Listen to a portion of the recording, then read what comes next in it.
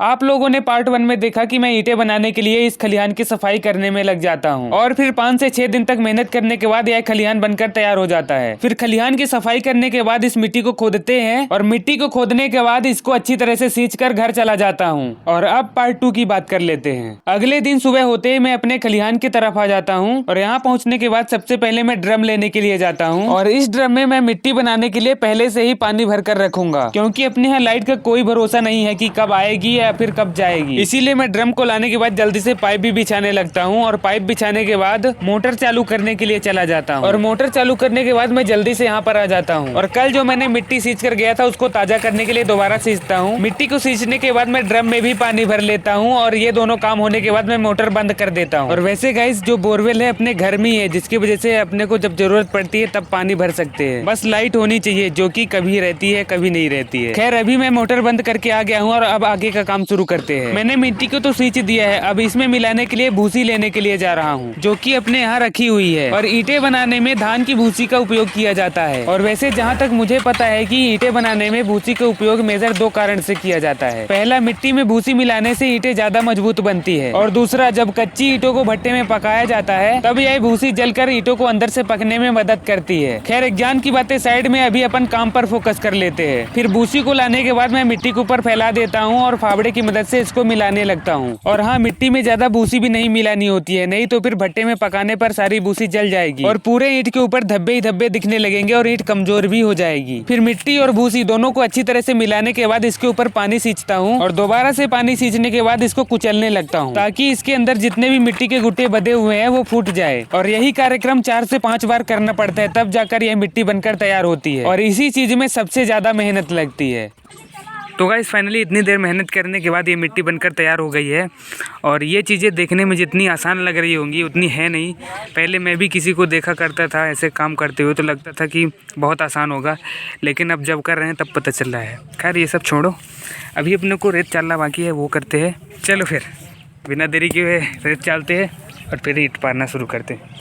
फिर मिट्टी को अच्छी तरह से बनाने के बाद मैं रेत लेने के लिए आ जाता हूँ, जो कि अपने पास रखा हुआ था। और यह रेत अपने यहाँ बहुत दिनों से रखी हुई थी, फाइनली आज इसका भी उपयोग हो जाएगा। और फिर इस रेत को चालने के लिए मैं जल्दी से बोरी बिछाता हूँ और चलना लेने के लिए चला जाता हूँ, जो कि अपने घर में रखा हुआ है। फिर चलना लाने के बाद मैं जल्दी जल्दी इस रेत को चालने में लग जाता हूँ। जो रेत अपने पास रखी हुई थी उसमें छोटे बड़े कंकड़ पत्थर भी है, जिसकी वजह से अभी मैं इस रेत को चाल रहा हूँ और उसमें से जो भी कंकड़ पत्थर निकल रहे हैं उसको साइड में रख रहा हूँ। तो गाइस मैंने इतनी सारी रेत चाल ली है, ये कुछ उसका वेस्टेज निकला है। और ये जो रेत दिख रही है ये बहुत ज़्यादा गीली है, ये आप देख सकते हो बहुत ज़्यादा गीली है, जिसकी वजह से इस चलनी में चिपक रही है। तो इसीलिए मैं सोच रहा हूँ कि आज इसको सूखने देते हैं और कल आकर इसको चालेंगे और फिर काम करना शुरू कर देंगे। लेकिन आज आप देख सकते हो कुछ देर बाद अंधेरा होने वाला है, जिसकी वजह से आगे का काम तो कर नहीं पाऊँगा। तो अभी मैं जा रहा हूँ घर और कल मिलते हैं आपसे।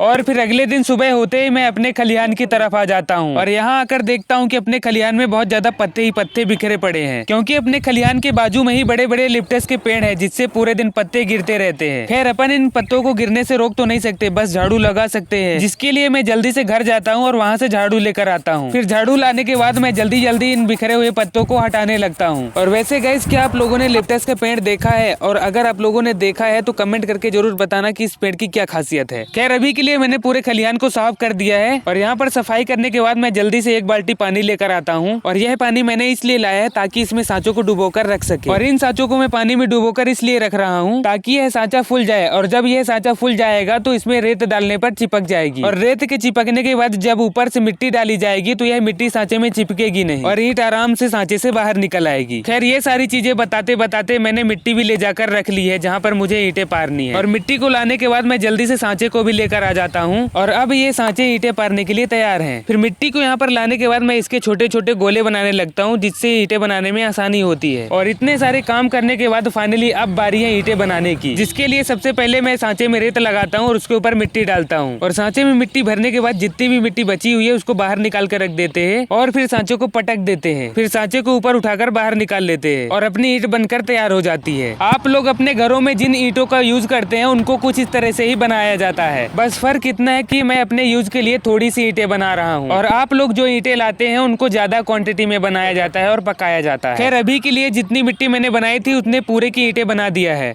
और गाइज आज मैंने इतनी सारी ईंटें बनाई हैं। अगर आप पॉज करके गिन सकते हो तो कमेंट करके ज़रूर बताना कितनी सारी ईंटें कितनी है।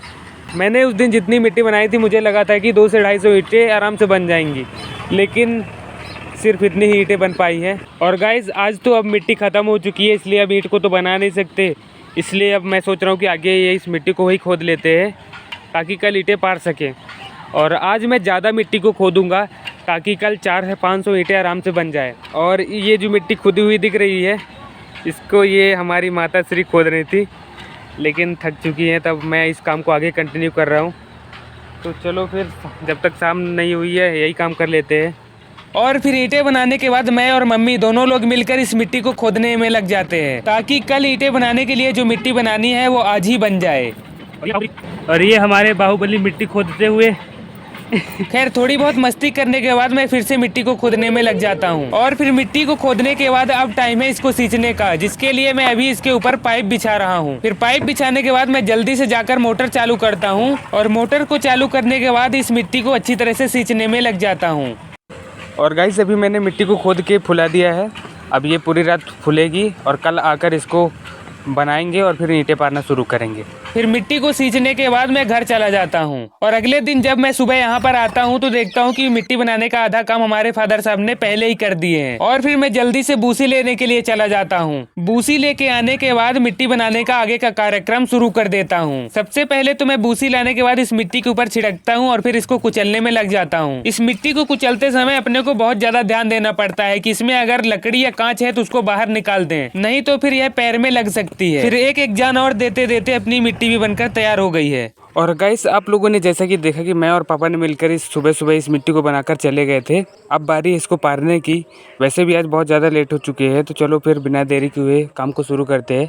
तो चलो फिर। इस मिट्टी को बनाने के बाद मैं खाना खाने के लिए घर चला गया था और अभी आकर आगे का काम शुरू कर दिया है। फिर मैं जल्दी जल्दी इस मिट्टी को खलिहान में ले जाकर रखने लगता हूँ। लेकिन जब मैं मिट्टी को ले जाकर रख ही रहा था तभी मौसम अचानक से चेंज हो जाता है और आसमान में पूरे बदल ही बदल छा जाते हैं। और गाइस अभी मैं यहाँ पर मिट्टी ला रहा था ईंटें पारने के लिए, लेकिन अचानक से मौसम बहुत ज़्यादा बिगड़ चुका है। आप देख सकते हो, ऐसा लग रहा है कि बहुत ज़्यादा बारिश होने वाली है। चारों तरफ बादल ही बादल दिख रहे हैं, तो इसीलिए मैं ईंटें पारने का काम अभी रोक रहा हूँ। और जो मैंने कल ईंटें पारी थी उसको ढकने के लिए कुछ जुगाड़ करते हैं, नहीं तो फिर इतनी ज़्यादा मेहनत करने के बाद सारी मेहनत मिट्टी में मिल जाएगी। और इनको ढकने के बाद घर चले जाते हैं और इंतज़ार करते हैं मौसम के खुलने का। जब मौसम खुलेगा फिर ईंटें पारना शुरू कर देंगे। और फिर ऐसा मौसम देखकर मैं जल्दी से घर जाता हूँ और वहाँ से ईंट ढकने के लिए पन्नी लेकर आता हूँ। फिर हमारे आरसी चाचा भी देखने के लिए आ जाते हैं कि अभी तक मैंने कितनी ईंटें बनाई है। और ईंटों को ढकने से पहले मैं इनको इस तरह से खड़ी कर रहा हूँ। ऐसा मैं क्यों कर रहा हूँ आगे बताऊंगा। खैर अभी के लिए मैं इन ईंटों को खड़ी करने के बाद इसके ऊपर पन्नी ढक रहा हूँ। और अपने पास बड़ी पन्नी नहीं थी, इसीलिए मैं अभी छोटी छोटी पन्नी का ही इस्तेमाल कर रहा हूँ। और गाइस फाइनली इसको मैंने ढक दिया है और इसको मैंने ऐसे रखा है, आप देख सकते हो नीचे मैंने पूरा खुला रखा है ताकि हवा आर पार होती रहे और ईंट सूखती रहे। और इस पे डायरेक्ट पानी नहीं पड़ेगा जिससे ईंटें बच सकती है। अगर पानी नीचे से बहता हुआ आएगा तब ईंटें गीली हो सकती है, अदरवाइज़ नहीं गीली होगी। तो खैर अभी तो कर दिया है अपन ने, अब मौसम के खुलने का इंतज़ार करते हैं और मौसम के खुलने के बाद फिर ईंटें पारना शुरू करते हैं। तब तक के लिए अभी घर जाते हैं, मिलते हैं मौसम खुलने के बाद। और फिर ईंटों के ऊपर पन्नी ढकने के बाद मैं घर चला जाता हूँ। अगले दिन जब मैं सुबह सो रहा था तो पानी गिरने की आवाज़ आती है और जब मैं बाहर आता हूँ तो देखता हूँ कि बहुत तेज बारिश हो रही है। वैसे अच्छा हुआ था कि कल मैंने ईंटें बनाने का काम रोक दिया था, अगर मैं ईंटें बनाया होता तो मेरी सारी मेहनत मिट्टी में मिल जाती। और गाइस फाइनली अभी के लिए बारिश चली गई है और आसमान पूरा खुला हो चुका है और इधर धूप भी होने लगी है। तो अब तो मुझे नहीं लगता कि ये पानी गिरने वाला है। अचानक से ऐसा मौसम बन जाता है यहाँ का पता ही नहीं चलता भाई। तो खैर अभी इन पन्नियों को हटाते हैं ताकि ईंट पे धूप लगे और सूखती रहे। और फिर बारिश के जाने के बाद जब मौसम थोड़ी बहुत खुल जाता है तो मैं खलिहान की तरफ आ जाता हूँ और ईंटों के ऊपर से सारी पन्नियों को हटाने में लग जाता हूँ। गाइस ईंटें तो वैसे बच गई हैं, लेकिन कहीं कहीं देख सकते हो ईंटें गीली हो गई है कहीं कहीं। वैसे पूरी तो बच ही गई है लगभग।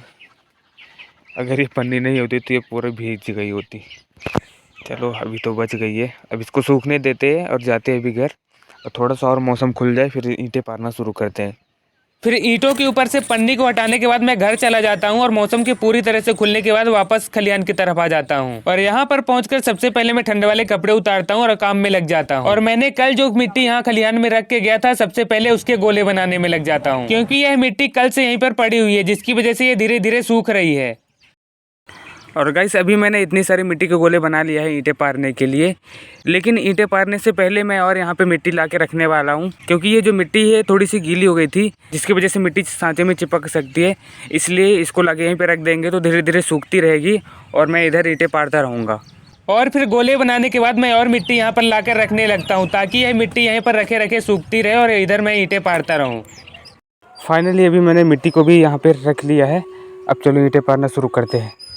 और फिर ये सारे काम करने के बाद मैं जल्दी से रेत लेकर आता हूँ और सांचे को धुलता हूँ। फिर जल्दी जल्दी ईंटें बनाने में भी लग जाता हूँ। खैर ये सारा काम तो चलता ही रहेगा, क्योंकि ईंटें बनाने का काम ही ऐसा है कि इसमें 2 से 3 महीने आराम से लग जाते हैं। इसीलिए मैंने इस काम के साथ साथ एक और अच्छा काम करने के लिए सोचा है, जिसके बारे में मैं अगली वीडियो में बताऊंगा। खैर कल मैं ईंटें बनाने के बाद घर चला गया था और आज सुबह होते ही मैं पन्नी लेकर खलिहान की तरफ आ जाता हूँ, क्योंकि आज भी सुबह सुबह ही पूरे आसमान में बादल छा रहे हैं और कब पानी गिरने लगेगा कोई भरोसा नहीं है। इसीलिए मैंने जितनी भी पहले ईंटें बनाई है उसको कुछ इस तरह से जमाने लगता हूँ। और मैं 2 ईंट के बीच 1 ईंट का गैप क्यों छोड़ रहा हूँ, अगर आप लोगों को पता है तो कमेंट करके बताना।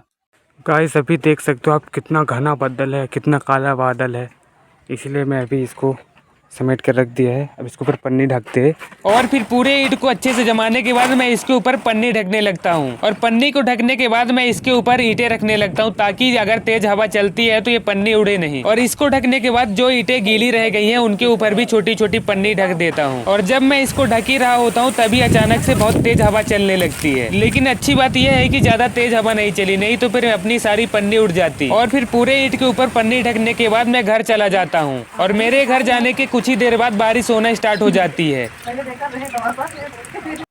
और कल पूरे दिन बारिश ही होती रह गई थी, जिसकी वजह से मैं खलिहान की तरफ नहीं आया था। और आज जब मौसम खुल गया है तो मैं खलिहान की तरफ आ गया हूँ। और यहाँ आने के बाद सबसे पहले वही ईंटों के ऊपर से पन्नी हटाने में लग जाता हूँ। और वैसे मुझे और ज्यादा नई पन्नी खरीदनी पड़ेगी, क्योंकि अगर ऐसे ही हर दूसरे या तीसरे दिन पानी गिरता रहेगा तो अपनी ईंटें खराब हो जाएंगी। और जो भी ईंटें बनाते हैं उनके लिए सबसे ज्यादा रिस्क और हेडिक का काम यही होता है कि ईंटों को कैसे भी करके पानी से बचा कर रखना है। और ईंट के बनने से लेकर पकते तक ये दोनों रिस्क बने रहते हैं। खैर अभी के लिए मौसम फिर से अच्छी तरह से खुल चुका है, तो मैं मिट्टी जाकर रख लेता हूँ। और मिट्टी को रखने के बाद मैं जल्दी से सांचे को भी धुल लेता हूँ। और फिर सांचे को धुलने के बाद ईंटें पारने का काम शुरू कर देता हूँ। और गाइस अपनी लॉन्ग वीडियो थोड़ी सी लेट हो चुकी है, तो उसके लिए आप लोगों से माफी चाहता हूँ। और उसके लेट होने का कारण यह बारिश है, क्योंकि मैंने जैसा सोचा था कि इतने टाइम में ईंटें बना लूंगा, लेकिन बारिश की वजह से और डिले होता गया और उसी वजह से लॉन्ग वीडियो को आने में इतना ज्यादा टाइम लग गया है। खैर आज सुबह से लगे रहने के बाद मैंने टोटल 250 ईंटें बनाकर तैयार किया है। और पूरे दिन तक ईंटें बनाने के बाद मैं सांचे को ले जाकर बाल्टी में रख देता हूँ।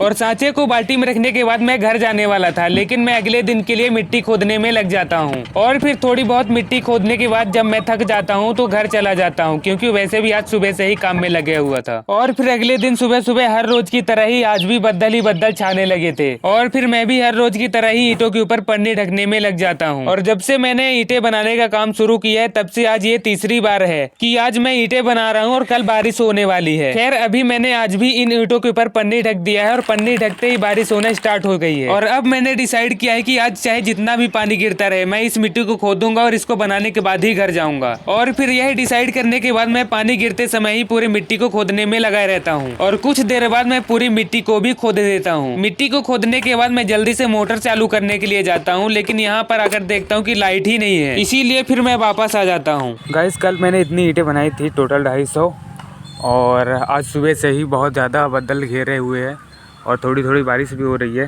भाई जब मैं ईंटें पारता हूँ उसके अगले दिन से ही बारिश होना स्टार्ट हो जाती है और अपना टाइम बर्बाद हो जाता है। और कल के लिए भी वेदर फोरकास्ट में दिया हुआ है कि कल आज से भी तेज़ बारिश होने वाली है, तो आज और कल का 2 दिन का तो अपना टाइम बर्बाद हो चुका है। और कल मैंने यहाँ पर आधी मिट्टी खोद के चला गया था और आज आके अभी खोदा है मैंने। अब आप लोगों को पता ही है कि हमारे यहाँ जैसे ही बादल आते हैं वैसे ही लाइट चली जाती है। और अभी मैं इंतज़ार कर रहा हूँ लाइट आने का। लाइट आ जाए तो इसको सींच देते हैं और फिर बाद में इसको बना लेंगे ईंटें पारने के लायक। खैर बात करते करते अभी बारिश होना स्टार्ट हो चुकी है, तो अभी अपन चलते हैं घर और इंतज़ार करते हैं लाइट के आने का। फिर इसको सींचते हैं और फिर कुछ ही देर में तेज बारिश होने लगती है तो मैं घर चला जाता हूँ और लाइट के आने के बाद मैं वापस खलिहान की तरफ आ जाता हूँ और मिट्टी को सींचता हूँ और ड्रम में भी पानी भरता हूँ। फिर मिट्टी को सींचने के बाद मैं वहीं पर बैठकर मिट्टी के फूलने का इंतजार करने लगता हूँ और फिर 1-1.5 घंटे तक बैठकर मैं इसी मिट्टी के फूलने का इंतजार करने लगता हूँ। फिर जब मिट्टी फूल जाती है मैं इसके आगे का कार्यक्रम शुरू कर देता हूँ और वो सारा कार्यक्रम आप लोगों को पता ही है क्या क्या करना है। खैर 1-1.5 घंटे तक इस मिट्टी को अच्छी तरह से उलटने पलटने और कचरने के बाद ये मिट्टी बनकर तैयार हो जाती है। गाइस अभी तो मैंने इस मिट्टी को बनाकर तैयार कर दिया है और अब जाते हैं घर और फिर मौसम के खुलने का इंतजार करते हैं। मौसम खुल जाएगा तो फिर ईंटें पारना शुरू करेंगे और फिर अगले दिन मस्त कड़क धूप निकली हुई होती है। फिर मैं ईंटें बनाने में लग जाता हूँ और गाइस इस दिन के बाद फिर बारिश भी नहीं होती है। फिर मैं ईंटें बनाने में लगा रहता हूँ और बारिश के निकलने के 4 से 5 दिन में ही मैंने जितनी मिट्टी रखी हुई थी उतने पूरे की ईंटें बना दिया था। और गाइस फादर साहब ने जितनी मिट्टी बनाई थी उसकी मैंने पूरे ईंटें बना दिया है और इसके बाद अब अपने पास मिट्टी भी ख़त्म हो चुकी है। जैसे कि आप देख सकते हो जितनी मिट्टी यहाँ पर रखी हुई थी वो सब ख़त्म हो चुकी है और इतनी मिट्टी में मैंने टोटल 1827 ईंटें बनाकर तैयार किया है जो कि अपने टारगेट का सिर्फ 10% है। खैर अभी मुझे ईंटें पारने के लिए बाहर से मिट्टी मंगवानी पड़ेगी जो कि अभी तुरंत नहीं गिर पाएगी क्योंकि मुझे तो ज़्यादा से ज़्यादा 10 ट्रॉली माटी की ज़रूरत पड़ेगी। लेकिन कोई भी मालिक सिर्फ 10 ट्रॉली मिट्टी के लिए अपनी मशीन नहीं लगाता है। इसीलिए मैं अभी इंतजार कर रहा हूँ कि कहीं माटी गिरे फिर मैं भी गिरवा लूँ और ईंटें पारने का काम शुरू कर दूँ। लेकिन जब तक मिट्टी नहीं गिर रहा है मैं किसी और चीज़ पे काम करना शुरू कर रहा हूँ जो कि मैं अगली वीडियो में बता दूंगा। और गाइस यह पार्ट भी यहीं पर ख़त्म होता है। ये वीडियो आप लोगों को कैसी लगी कमेंट करके ज़रूर बताना और अगर आपको ये वीडियो अच्छी लगी हो तो एक लाइक कर देना।